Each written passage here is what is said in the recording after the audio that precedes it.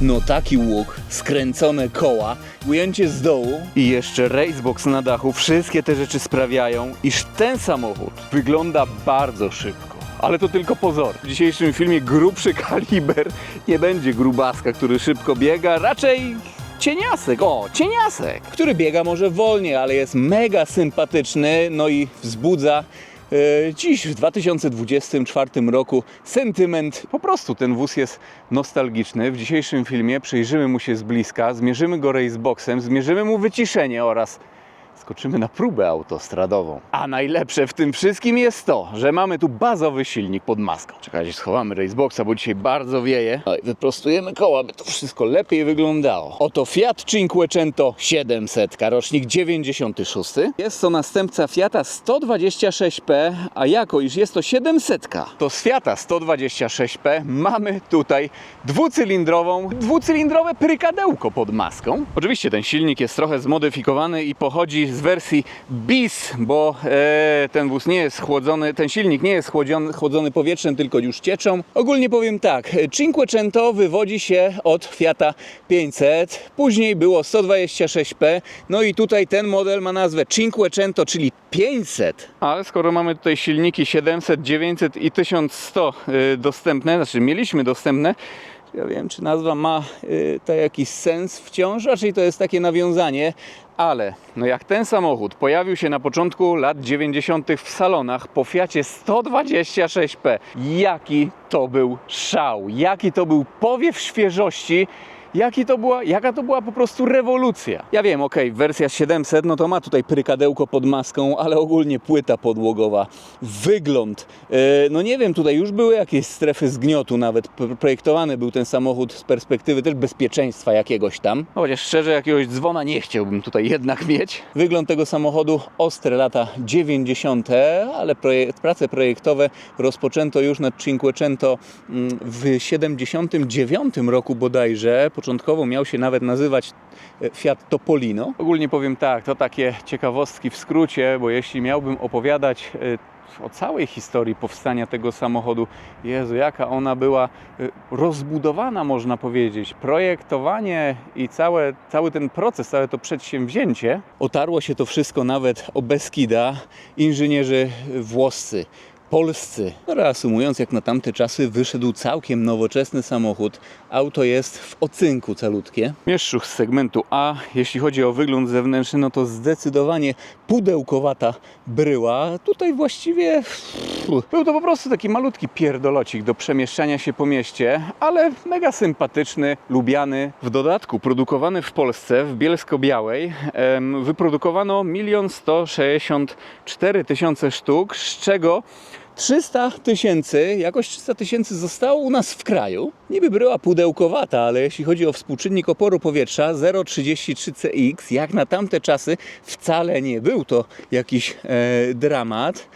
No raczej tutaj wszystko jest projektowane od ekierki. Bazowa wersja 700 ED i nie znaczy to Edition Dynamic czy coś takiego, broń Boże. A Economy Drive, tutaj podobno nawet lusterko od strony pasażera było w opcji, ale nie jestem pewny, czy w 96 roku wciąż. Oczywiście mamy tutaj czarne zderzaki, jako iż jest to podstawa. Od 95 roku wszystkie cieniasy już wychodziły z katalizatorem. Wcześniej było to raczej zależne od rynku. No bez katalizatora ten samochód miał 31 koni mechanicznych, z katalizatorem 30. No, w dzisiejszym filmie przekonamy się, czy cienias jest faktycznie taki cienki. Cienko oczywiście jest mega tanim samochodem w utrzymaniu. Oponki oczywiście też tutaj tanie. Rozmiar 145×70. Jest to 13-calowa felga. Też tutaj wspomnę, iż jestem pod ogromnym wrażeniem, w jakim stanie zachował się ten samochód. Generalnie teraz jest w rękach trzeciego właściciela, ale drugi właściciel no, po prostu był wujkiem aktualnego właściciela. Także w jednej rodzinie jest od 15 lat. Salon Polska, kupiony proszę bardzo we Fiacie u dealera Ital Auto. Jeśli mowa o bagażniku. Mamy tutaj bagażnik? Jasne, że mamy. Jest to hatchback, także w przeciwieństwie do Fiata 126P bagażnik jest tutaj z tyłu Nie jest on oczywiście jakiś taki duży, ale wcale nie o to chodziło w Fiacie Cinquecento. Ale zobaczcie, mały bagażnik, a mamy tutaj pełnowymiarowe koło zapasowe, lewarek, wszystko to jest oryginalne. Patrzcie, w nowych samochodach kosztem subwoofera nie ma koła zapasowego, no nie wiem. Kwestia priorytetów może, albo posiadania assistance, ale pamiętajmy, że na assistance też trzeba czekać. Tutaj proszę, takie oto połączenie, cyk, do wycieraczki. Wprawdzie kabelek do klapy idzie, ale jedynie do trzeciego światła stopu. Zamykamy, zajrzymy do kabiny pasażerskiej. Ale zobaczcie, wycieraczka z tyłu jest, spryskiwacz na nią jest, podgrzewana tylna szyba jest. Jejku, ale maleńki ten samochodzik, niesamowicie taki słodziaczek mały. 3,2 metra długości, masa niecałe 700 kg. Kurczę, niska masa, no to i całkiem niezłe osiągi, ale... A o osiągach później, no. Szczerze będę mierzył ten samochód do setki, już się tak zastanawiam, gdzie to zrobię, bo chyba ćwierć mili nie wystarczy. Dźwięk otwierania i zamykania drzwi. Ale kto miał cieniasa, no to teraz no jest sentyment, jak się to słyszy. Nawet u mnie w rodzinie pierwszy samochód mojej mamy to właśnie było Cinquecento. Proszę, tutaj jakie dokładeczki. Lider. Faktycznie no już widać po nich ząb czasu, ale niech będą. Boczek drzwiowy jest ordynarnie. Chociaż tutaj jest na przykład miękki cały ten element. To jest twarde, taki ordynarny plastik. No i tutaj to jest blacha, proszę Państwa. Za to obszerne tutaj schoweczki. Fotele, ojejku, ja pamiętam te tapicerki też tutaj. Taka skaja jakby, no widać tutaj też już ząb czasu, ale no Boże Święty, proszę Państwa, no nie czepiajcie się, cieniaczka, no przecież, cieniaska. Tapicerka wygląda w ten sposób. Takie oto zagłóweczki nie są regulowane. W ogóle te fotele regulowane są w dwóch płaszczyznach. Do przodu, do tyłu oraz pochylenie oparcia. A nieregulowane zagłówki, tak jak w Volvo na przykład. Przecież Volvo są bezpieczne, to dobrze bardzo świadczy o tym samochodzie. Auto jest czteromiejscowe, właściwie ten egzemplarz, bo 5. miejsce było opcją. Także tak jak w Audi S7, tak jak w Porsche Panamerze, też to dobrze bardzo świadczy o Cinquecento. Patrzcie, Volvo Panamera S7. Zobaczcie w ogóle jak ten fotel tu się fajnie, cwanie odchyla. O! Nawet tutaj jest miejsce, żeby wejść do tyłu. Ja oczywiście tutaj nie będę wchodził, nie zmieszczę się. Nogi bym musiał sobie oderwać przed kręceniem materiału. No i kabina pasażerska z przodu jest Spartanka. Oj, to mi się kojarzy chyba z Malucha, czy też nawet z Poloneza. Tak mi się wydaje. Zawsze możecie mnie ze wszystkim poprawić w komentarzu. Widok z perspektywy kierowcy.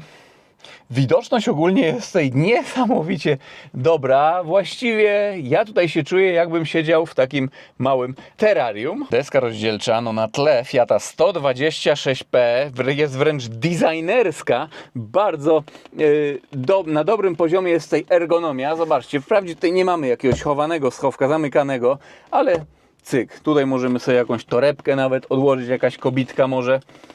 Tutaj nawiewy.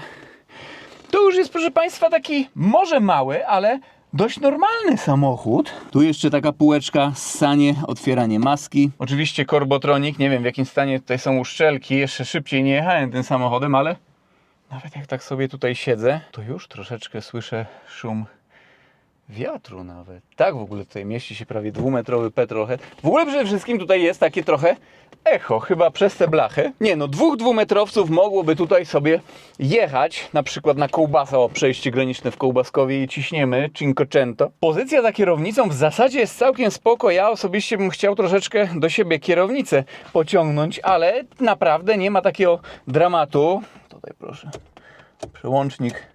Długie mijania, a tutaj kierunkowskazy, ten pająk troszeczkę tak podobnie jak w Polonezie, albo na przykład w Audi A8 D2, chyba też światła tutaj jakoś się uważa, to bardzo dobrze też świadczy o Cinquecento. No i tutaj cała konsola, panel dowodzenia, niczego tutaj nie muszę tłumaczyć, wszystko jest jasne, radyjko, głośniczki, szczerze, no fajne takie radyjko jest do słuchania mszy świętej na przykład. Ja bym tutaj kazania mógł słuchać w sumie. Ogólnie jest to taki grzybiarski oczywiście klimacik. Nawet właśnie tą koszulę moją służbową do kręcenia Poloneza włożyłem. Poloneza już nie ma, ale wciąż ona mi się przydaje właśnie, jak taki test trzeba nakręcić. Kierownica normalna, oczywiście bez żadnych podcięć, dwuramienna, klaksonik. O, proszę bardzo. Mówiłem, jest to taki słodziaczek, proszę, tutaj oznaczenie, że 2 bary trzeba sobie z tyłu i z przodu pompować. Liczniki są tak maleńkie, właściwie nie wiem, jak moja dłoń mniej więcej. Mi się wydaje, że ten licznik był we Fiacie 126P, już w takim ostrym polifcie. W ogóle to jest mega ciekawe, że Cinquecento produkowana od 91 do 98 roku, a malucha od lat 70. do 2000 roku, także maluszek przeżył jeszcze cieniaska. Dobra, zajrzyjmy sobie pod maskę. Ogólnie też był okres, w którym Cinquecento i Seicento, czyli następca, też były produkowane jednocześnie. Boże święty, maluszek był produkowany nawet w czasie, kiedy Seicento powstawało. Tak jak Big Cyc śpiewał: mały Fiat przetrwa jeszcze 1000 lat. No, gdzie tutaj jest pałąk? Silniczek, no to jest tutaj kosa i cały urok właśnie podstawowy Cinquecento, 0,7 litra w ogóle. Kojarzy mi się to z czymś innym jednak. 2 cylindry, moc 30 koni mechanicznych, bo mamy tutaj katalizator, moment obrotowy 47 Nm. Tak jest to silnik z maluszka ze 126P bis, ale no wprowadzono tutaj wiele zmian. I to niektóre były całkiem znaczne. Na przykład tutaj wał obraca się odwrotnie niż we Fiacie. Przeprojektowano to. W cieniasie jest on po prostu unowocześniony. Średnie zużycie paliwa deklaruje tutaj producent 6 litrów. Skrzynia biegów 4-stopniowy manual, aczkolwiek cieniasy też wychodziły z 5-stopniową skrzynią biegów. Ogólnie silniki było albo dwucylindrowa 700, albo 4-cylindrowe 900 czy też 1100. No, był też Sporting, były też chyba Abarty nawet. Osiągi. Przyspieszenie do pierwszej setki, jakie deklaruje tutaj producent. No pamiętajmy, 30 koni mechanicznych, ale tylko 675 kg masa własna. No i przyspieszenie 30 sekund producent deklaruje. Zapraszam na weryfikację i pomiar Raceboxem. Chwilkę to wszystko może potrwać.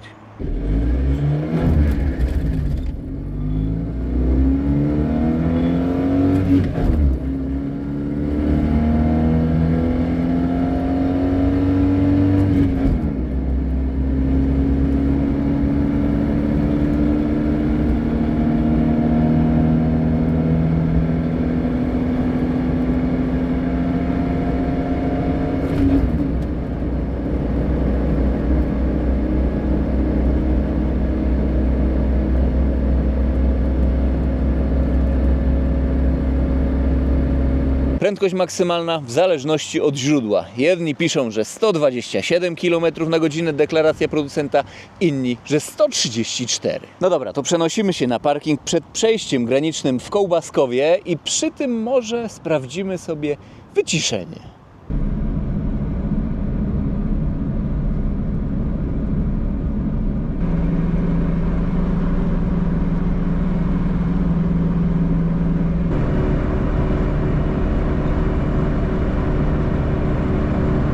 Ogólnie jest tutaj troszkę głośno, no ale dobra, jesteśmy na miejscu, palimy bestię i przy tym soundcheck.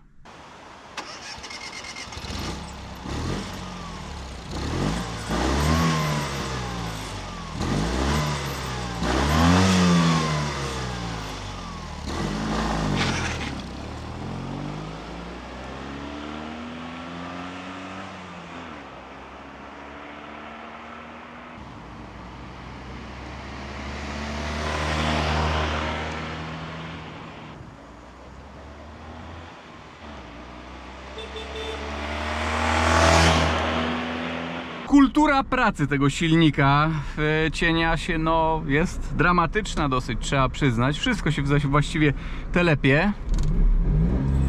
O, proszę. Tam jakaś obejma czy coś rezonuje. Nie przejmujcie się. Patrzcie, kurczę pieczony. To ci gnojek. A przecież jest rozgrzany, no to ja tutaj nie będę ssania odpalał. No dobra.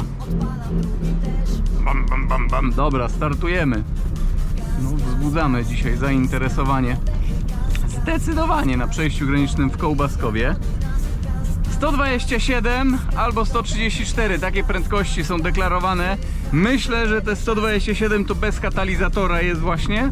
Z katalizatorem 127, a 131, 134 bez. No dobra, ja tutaj się muszę troszkę skupić. Dobra, startujemy. Ale to będzie, kurczę, wejście smoka.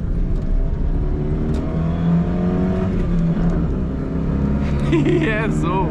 Ej, ale przyznacie, do tych 50 tak po mieście, żeby jeździć, to da radę ogólnie, ale tak, żeby wjechać na autostradę, no to już naprawdę trzeba się wykazać. DSG w łapie nawet nic tutaj nie zmienia, szczerze mówiąc. Ten czas do setki jest taki orientacyjny, można powiedzieć. 30 by zrobił, no a pamiętajcie, że tutaj z pełnym bakiem dzisiaj latamy. No i korek. Dobra. W ogóle nie wspomniałem wam, zobaczcie w ogóle co się za mną dzieje. Wisi tyle cole, ja pierniczę. Że też była wersja elektryczna cieniasa. Nawet powstało 100 sztuk. No ale jest to generalnie unikat. No i tak jak wam wcześniej mówiłem, wiatr mamy z bokowca. Myślę, że w przypadku cienko taka próba autostradowa będzie nadzwyczajna. To bank będzie ciekawie. Sama w sobie próba autostradowa cieniasem 700. Wiśnia na torcie mojego kanału. Dobra, widzę na kołbaskowie kontrolę. Znaczy rękaw tak jak był, tak zostanie po prostu chyba i tyle. No cieniasek nie jest przypałowym samochodem generalnie. No i dobra, robimy tutaj wejście smoka.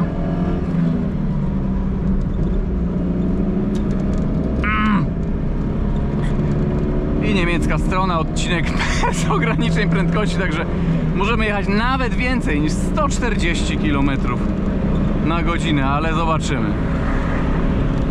No, szyba tutaj, o, przeskakuje lekko. Fajnie byłoby jakiś cień aerodynamiczny załapać.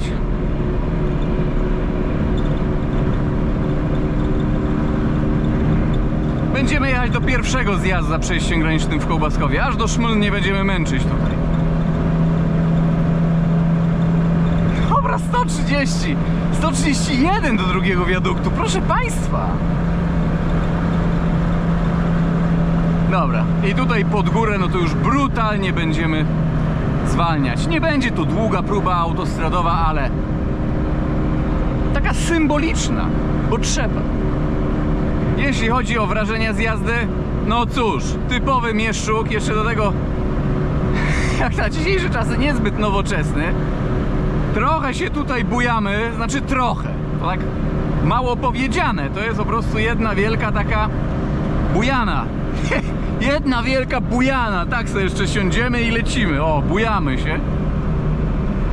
Ale widzę takie, ojej, czekajcie, bo już tych wibracji aż mi tutaj kamera się odczepiła, o, bujanka, wibracje, w zasadzie to huk i szum. No nie jest to samochód na trasy, nie?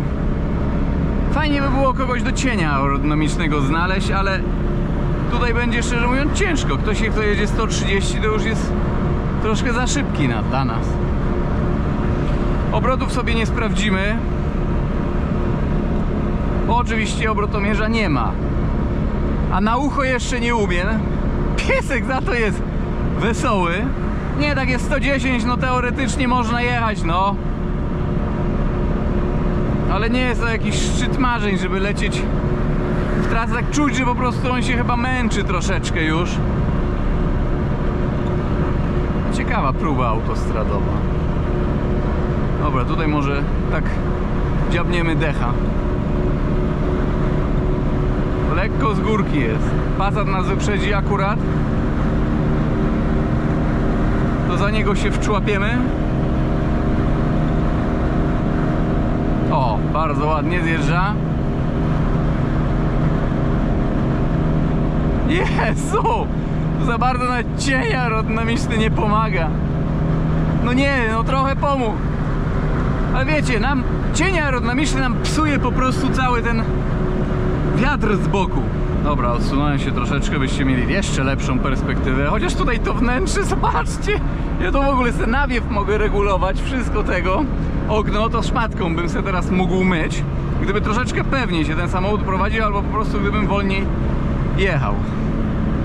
No dobra, zjedziemy sobie tutaj. Ale te wszystkie samochody tutaj szybkie takie się wydają dzisiaj na kołbasie. Ten samochód może za szybki nie jest, ale wymaga skoncentrowania się. Oponki 145. Teoretycznie przy tej masie coś tam byśmy się tutaj trzymali, proszę bardzo. Nie wiem, czy to widać w ogóle, jak się bujamy. Jezu! Matko święta. Dobra. No i tutaj cyk. I soundcheck. Kurczę, nie w tą stronę. I dzida.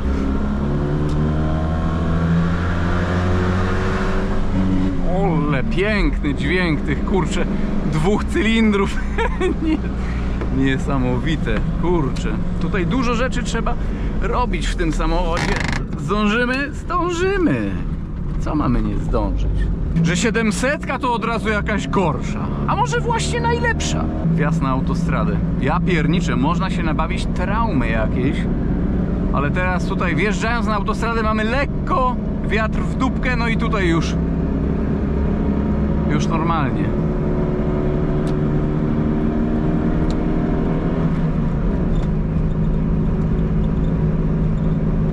No nie, chyba za wcześnie 4 dałem.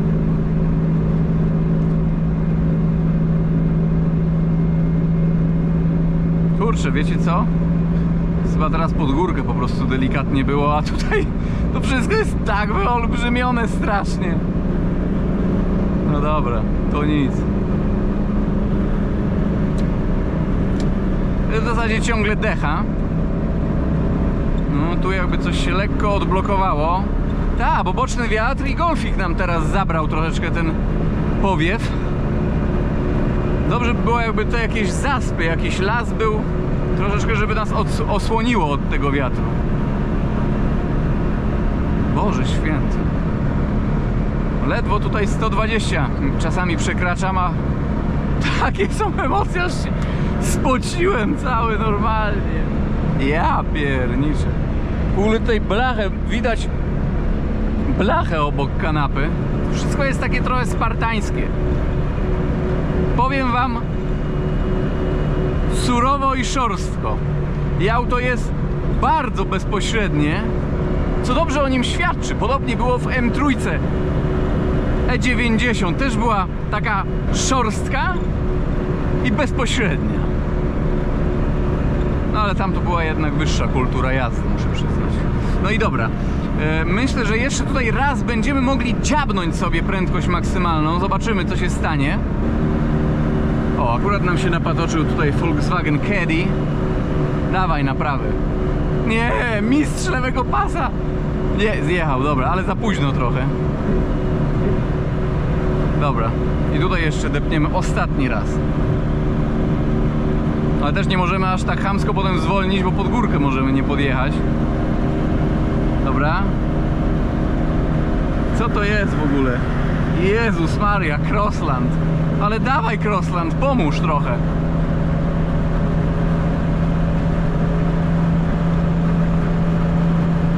No nie. Nie. Nie. Ciężko stra. Jak krew z nosa. Ale na szczęście jak krew z nosa, a nie jak zakrzep, który by stał. Wiecie co? Już tutaj bez bocznej kamery, ale bonusowo postanowiłem, że jeszcze po polskiej stronie się bujniemy. Kurczę, już bez GPS-u, ale będzie przekłamanie. Czekajcie. Raceboxik. Może nam pokaże prędkość. No tutaj jest możliwość, że jeszcze pobijemy.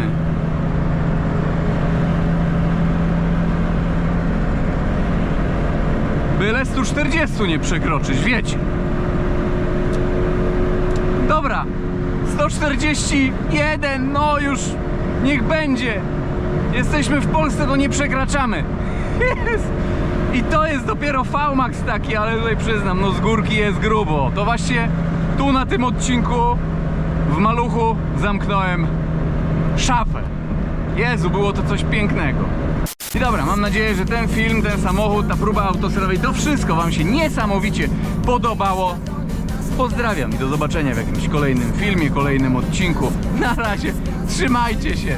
Ja tutaj walczę, by 80 nie stracić, bo potem mogę nie odzyskać.